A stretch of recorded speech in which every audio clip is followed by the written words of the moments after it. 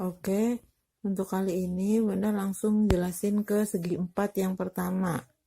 Karena di sekolah bahannya udah langsung banyak ya. Nah, segi 4 yang pertama itu tentang persegi. Ciri-ciri persegi, satu, mempunyai 4 sisi sama panjang. Kedua, mempunyai 4 sudut siku-siku.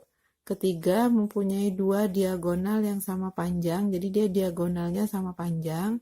Terus yang keempat, kedua diagonalnya berpotongan tegak lurus, yaitu 90 derajat. Jadi diagonal itu yang ini AC sama BD, ini berpotongannya tegak lurus atau sudut siku-siku. Yang kelima, perpotongan diagonalnya memotong diagonal menjadi 2 sama panjang. Jadi ini diagonal, kan berpotongan di sini lah. Perpotongannya ini membagi diagonal menjadi 2 sama panjang. Jadi misalnya di sini O, berarti OA sama OC itu panjangnya sama. Terus DO sama OB juga panjangnya sama, ya. Untuk rumusnya, kalian harusnya udah tahu.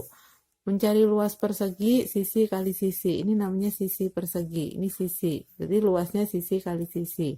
Mencari kelilingnya 4 kali sisi. Oke.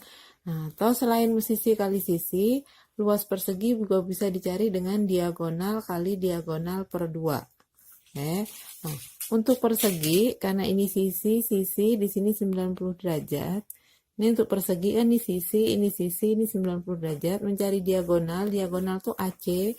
Nah, diagonal itu rumusnya sisi akar 2. Oke. Terus kalau di dalam persegi itu diketahui dalam bentuk koordinat, misalnya A berarti koordinatnya XA, YA, B, XB, YB, C, XC, YC, D, XD, YD. Ingat, kalau dia bilang persegi ABCD, memberi namanya nggak boleh loncat. Jadi harus urut A, B, C, D. Mau dari manapun nggak masalah, yang penting harus urut. Kalau misalnya dari sini, berarti A, B, C, D. Oke. Nah, kalau udah diketahui kayak gini, dalam koordinat akan berlaku A kan hadap-hadapan sama C, B hadap-hadapan sama D. Berarti XA ditambah XC, X-nya A ditambah X-nya C itu pasti sama dengan X-nya B ditambah X-nya D. Nah, begitu juga dengan Y-nya.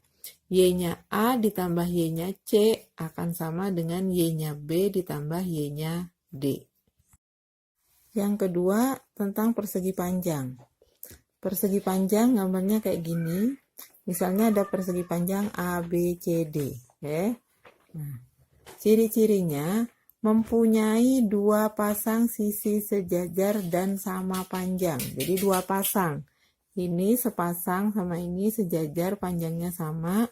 Yang ini sama ini sejajar dan panjangnya sama. Yang ini biasa disebut panjang, yang sini biasa disebut lebar. Oke. Ciri yang kedua, mempunyai 4 sudut siku-siku. Jadi ini sudutnya keempat-empatnya siku-siku. Oke. Ciri yang ketiga, mempunyai 2 diagonal sama panjang. Jadi diagonalnya sama panjang, AC sama dengan BD. Oke. Terus yang keempat, perpotongan diagonalnya membagi diagonal menjadi 2 sama panjang.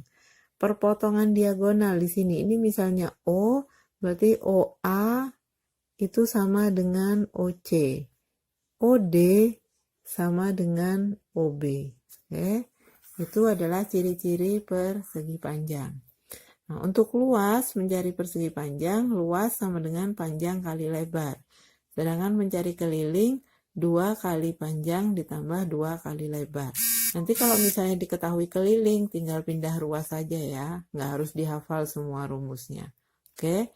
Terus pada persegi panjang juga sama, berlaku sama kayak persegi. Kalau misalnya diketahui dalam bentuk koordinat, sama akan berlaku rumus XA ditambah XC sama dengan XB ditambah XD, YA ditambah YC sama dengan YB ditambah YD.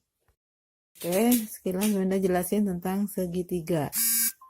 Segitiga itu adalah bangun datar yang mempunyai 3 sisi dan 3 sudut. Oke.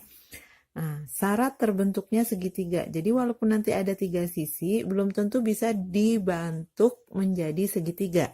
Nah, syarat terbentuknya segitiga, sisi-sisi tersebut bisa dibentuk menjadi segitiga, itu ada syaratnya. Misalnya sisi 1 itu sisi A, Sisi yang kedua kita namakan sisi B, sisi yang ketiga besarnya C. Dapat membentuk segitiga kalau dia memenuhi 3 syarat ini. Harus 3-tiganya terpenuhi. Mana syaratnya? A tambah B harus lebih besar dari C, A tambah C harus lebih besar dari B, B tambah C harus lebih besar dari A. Harus. Misalnya ada satu aja yang sama, berarti nggak bisa terbentuk segitiga. Contoh, misalnya sisi 1 5 cm, sisi 2 4 cm, sisi 3 7 cm. Kita harus cek. Cara ngeceknya gimana? Kita tambahin. 5 tambah 4 sama 7. 5 tambah 4 9 sama 7. Lebih besar. Oke, syarat 1 terpenuhi. Sekarang 5 tambah 7. Kalau 5 sama 7 berarti satunya 4. Berarti di sini 4. Cek, 5 tambah 7 berarti 12. Ini 4 kan? Lebih besar. Oke, terpenuhi. 5 sama 4 udah, 5 sama 7 udah, sekarang 4 sama 7. Berarti 4 tambah 7, satunya 5. Nah, 4 tambah 7, 11. Ini 5, lebih besar, terpenuhi. Karena 3-tiganya lebih besar, berarti dia bisa membentuk segitiga. Misal salah satu ada yang sama dengan, berarti udah nggak bisa jadi segitiga. Oke ya. Nah, terus jenis segitiga. Jenis segitiga nanti dikelompokkan berdasarkan sisinya. Berdasarkan sisinya ada 3. Ada segitiga sama sisi, ada segitiga sama kaki, segitiga sembarang.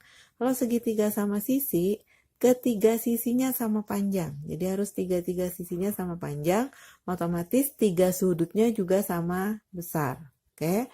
Yang kedua, segitiga sama kaki. Kalau segitiga sama kaki mempunyai 2 sisi sama panjang. 2 sisinya sama panjang, berarti 2 sudutnya juga sama besar. Itu udah sama kaki. Yang ketiga, segitiga sembarang. Ketiga sisinya tidak sama panjang. Jadi kalau 3 sisinya tidak sama panjang atau 3 sudutnya tidak sama panjang, berarti disebut segitiga sembarang. Ya. Nah, yang berdasarkan sekarang pengelompokan segitiga berdasarkan sudutnya. Ada segitiga lancip, segitiga tumpul, segitiga siku-siku. Nah, segitiga lancip berarti mempunyai 3 sudut lancip. Jadi 3-tiganya sudutnya harus sudut lancip. Jadi disebut segitiga lancip.